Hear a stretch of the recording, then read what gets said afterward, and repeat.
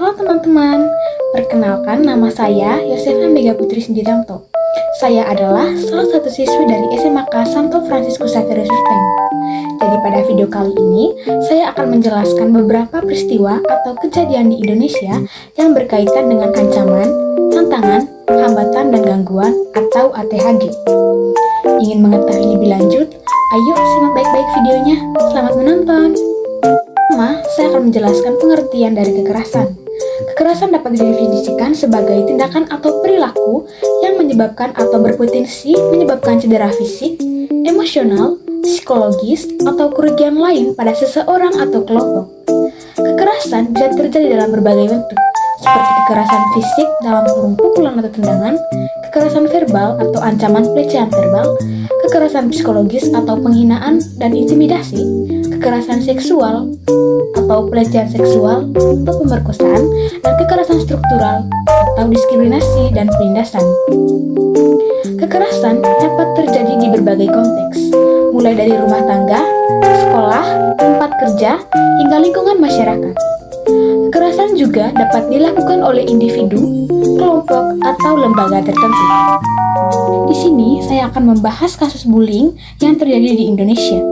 Bullying adalah bentuk penindasan atau kekerasan yang dilakukan secara sengaja oleh satu orang atau kelompok yang lebih kuat. Tujuan dari bullying ini untuk menyakiti orang lain dan dilakukan terus-menerus. Kasus bullying yang baru saja terjadi di Indonesia yaitu kasus bullying di Binus School Serpong. Dalam kasus ini, polisi telah menetapkan 4 orang tersangka dan 8 anak berkonflik dengan hukum atau ABH dalam kasus perundungan atau bullying terhadap siswa di Binus School Serpong. Seorang kriminolog sebelumnya menyebut kasus ini sebagai perundungan ekstrim. Temuan polisi menyebutkan para pelaku melakukan kekerasan secara bergantian kepada seseorang korban. Tindakan kekerasan ini dilakukan dengan dalih tradisi tak tertulis guna bergabung satu kelompok, kata polisi. Dari kasus bullying ini yaitu dalih tradisi tak tertulis untuk bergabung ke geng GT.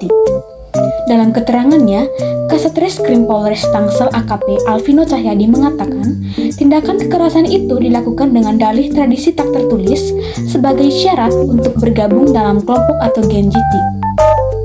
Para pelaku secara bergantian melakukan kekerasan terhadap anak korban laki-laki 17 tahun dengan dalih tradisi tidak tertulis sebagai tahapan untuk bergabung dalam kelompok atau komunitas. Temuan polisi juga mengungkapkan bahwa para tersangka tidak dapat menerima sikap korban yang mengadukan kasus itu kepada saudaranya. Sehingga demikian polisi perundungan terulang kembali pada tanggal 13 Februari 2024. Kali ini, para pelaku melakukan kekerasan, lantas tak terima, korban mengadu kepada kakaknya. Kemudian, 13 Februari, para pelaku melakukan kekerasan diduga karena mendapatkan informasi bahwa korban diduga menceritakan kegiatan tradisi yang terjadi pada tanggal 2 Februari kepada saudara anak korban. Atas kejadian itu, korban mengalami sejumlah luka di bagian leher dan tangannya. Bagaimana kronologi dari kasus ini? Sebelumnya, Kasat Reskrim Polres Tangerang Selatan AKP Alvino Cahyadi mengatakan pihak korban telah membuat laporan atas dugaan kekerasan yang diduga dilakukan belasan siswa senior di Binus School Serpong. Dari pengakuan korban, kejadian perundungan itu terjadi 2 kali, yakni pada tanggal 2 Februari dan tanggal 13 Februari 2024. Wakil Ketua Komisi Pelindungan Anak Indonesia atau KPAI, Jasa Putra, menuturkan merujuk pada keterangan polisi kepada lembaganya, diketahui bahwa diduga jumlah pelaku sebanyak 11 orang. Pada tanggal 2 Februari, anak korban yang berusia 17 tahun mendapat perlakuan kekerasan dengan cara dipukul, disundut dengan rokok, disundut pakai korek api yang sudah dipanaskan ujungnya, dicekik, kemudian korban diikat ke sebuah tiang. Lokasi kejadiannya berada di sebuah warung yang berlokasi di dekat pos sekolah. Para pelaku tidak terima bahwa korban ini bercerita kepada kakaknya atas kekerasan di tanggal 2 Februari itu. Akibatnya, korban jadi sasaran kekerasan lagi. Dari keterangan polisi pada KPAI, korban mengalami luka memar dan lecet di leher, luka bekas sundutan rokok pada leher bagian belakang, termasuk luka bakar pada lengan kiri. Kasat Reskrim Polres Tangerang Selatan AKP Alvino Cahyadi mengatakan pihaknya telah melakukan gelar perkara dan memeriksa saksi dari pihak keluarga serta korban. Pakar psikologi forensik Reza Indragiri menuturkan perundungan berupa kekerasan fisik dan psikis yang diduga dilakukan belasan siswa senior BINUS School Serpong terhadap juniornya disebut oleh kriminolog sebagai perundungan ekstrim. Namun, karena pelaku dan korban masih berusia anak-anak, maka polisi akan menerapkan Undang-Undang Perlindungan Anak dan dikenakan sanksi yang merujuk pada Undang-Undang tentang Sistem Peradilan Pidana Anak. Dengan Undang-Undang tentang Sistem Peradilan Pidana Anak, polisi akan mengupayakan langkah diversi berupa mediasi. Kasus perundungan meskipun pelakunya anak-anak, namun tak bisa ditolerir. Demikian, langkah diversi dan litigasi sebetulnya bisa dijalankan bersamaan, sebab bagaimanapun anak masih memiliki masa depan.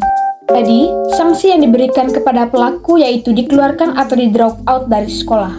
Setelah mengetahui insiden tersebut, pihak sekolah mengaku telah melakukan investigasi secara intensif. Hasilnya, seluruh siswa yang terbukti melakukan tindakan kekerasan dikeluarkan dari sekolah. Sedangkan, siswa yang diketahui menyaksikan kejadian tersebut tetapi tidak melakukan tindakan pertolongan atau pencegahan juga ikut mendapat sanksi disiplin keras. Salah satu siswa yang terlibat diketahui sebagai putra sulung Vincent Lopez yang dikabarkan sudah mendapatkan hukuman drop out atau DO dari sekolah. Dengan rangkaian hukum yang telah berjalan, pihak sekolah berkomitmen untuk kooperatif membantu segala proses investasi.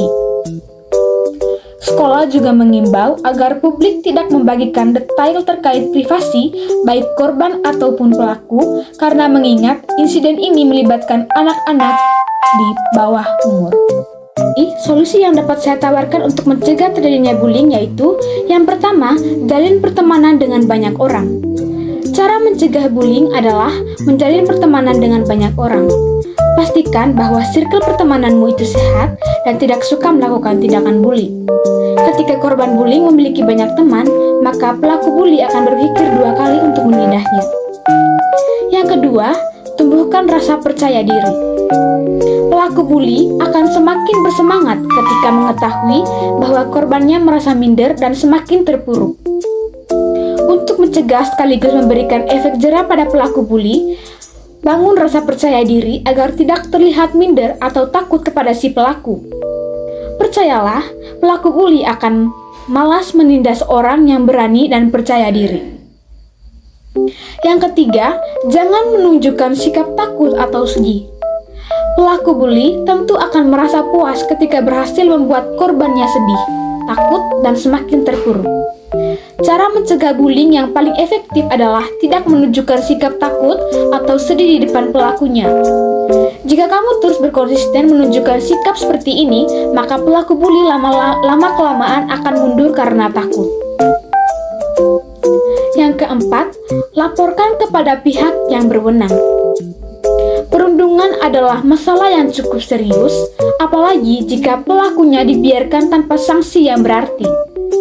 Apabila kamu atau orang-orang di sekitarmu menjadi korban perundungan, saatnya kamu menyuarakan isi hatimu dengan melaporkan tindakan perundungan ini kepada pihak yang berwenang. Biarkan masalah tersebut diselesaikan oleh pihak yang berwenang untuk menghentikan bullying, dan cara mencegah bullying ini dapat dilakukan untuk menghindari diri sendiri atau orang lain dari kasus perundungan. Jangan biarkan diri sendiri maupun orang terdekatmu menjadi depresi karena dijadikan korban bullying. Jadi teman-teman, demikian beberapa masalah atau kejadian di Indonesia yang berkaitan dengan ancaman, tantangan, hambatan, dan gangguan atau ATHG. Semoga pembahasan ini dapat bermanfaat bagi teman-teman sekalian. Itu saja dari saya, sekian dan terima kasih.